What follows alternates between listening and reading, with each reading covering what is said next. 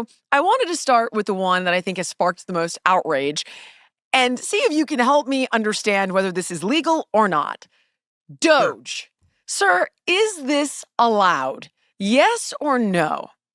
Of course, Al Gore did the same thing during the Clinton presidency. He was assigned to try to cut back on government waste and fraud, and he did it. He did it more with a scalpel than with a buzzsaw.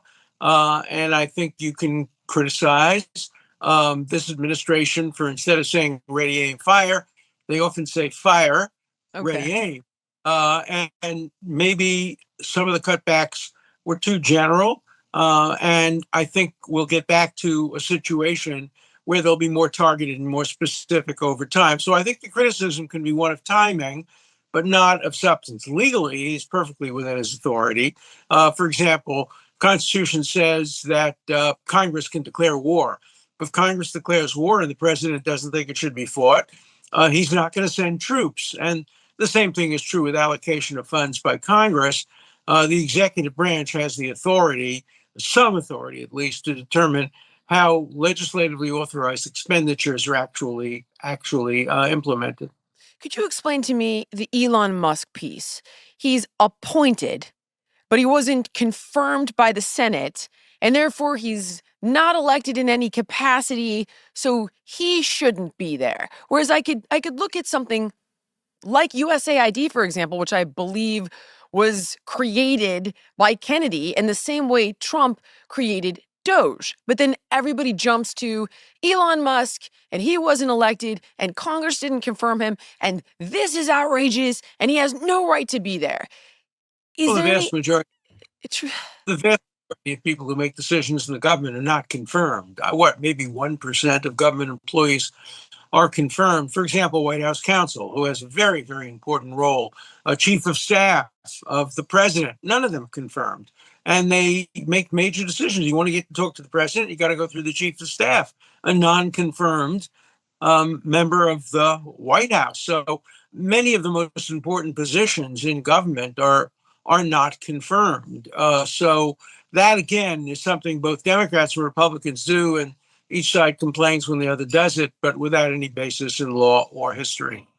okay. And then when they complain, as you mentioned, that Trump is not going to fund things that Congress voted to fund, and you mentioned that there's a precedent where this doesn't have to happen. Didn't Biden cease to fund Trump's wall? And didn't Congress vote to fund that? Like this is something that I'm really struggling with is that what the Democrats seem so outraged about, I feel like we could point to so many different things that they have done that are identical. Or is there some sort of difference there that I'm not picking up on?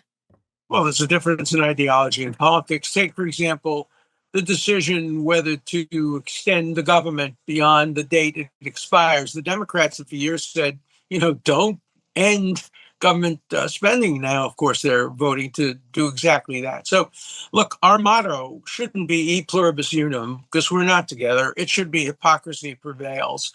And hypocrisy is the name of the game when it comes to politics in Washington. I've often expressed what I call the shoe on the other foot test. Before I approve of anything morally, I want to make sure that it applies equally to both sides, that the shoe fits. But that test has been abandoned. I wrote a whole book about it. And today in Washington, we just don't see equal application. Each side wants to win and will do anything to win and loves the Supreme Court when it sides with their views and hates the Supreme Court when it goes against their views. Everybody is result oriented. And there are very few people today in government who are really principled, who put principles first and results second. The law is the law here. So they can go crazy all they want. And you're saying Doge has every right to exist and Of Elon course. Musk has every right to run it. We can criticize how he's doing that, but legally, Yeah. this is free and clear. He has every right to make recommendations. It's the president who makes the decisions. We have a tripartite system of government. There are 9 justices of the Supreme Court. There are 500 and some odd members of Congress, one president. we have what's called the unitary executive. He is the only person who is authorized to make actual decisions of the executive. And so Elon Musk is giving him advice. He's a very, very smart man, Musk, very successful businessman. Occasionally his rockets blow up, sure.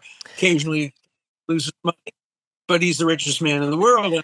And experience, I know how much President Trump admires people who are very wealthy. I was once sitting with him and the Emir of Qatar, and the president talked so much about how wealthy the Emir of Qatar was, and of course the Emir of Qatar inherited it, whereas Elon Musk earned it through the ingenuity and creativity on his own. So I'm not surprised that President Trump admires Elon Musk and takes his advice, but he has no obligation to take his advice. Okay. He has the right to take it, and he has the right to decide whose advice he wants to take.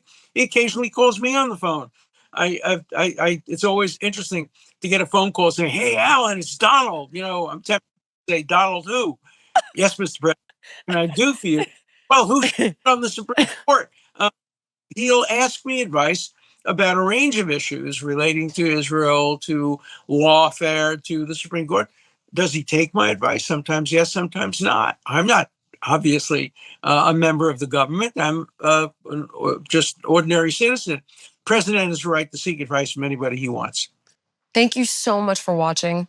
If you enjoyed the podcast, please like, comment, subscribe, and share. And make sure to let me know what guests you want to see on in the future.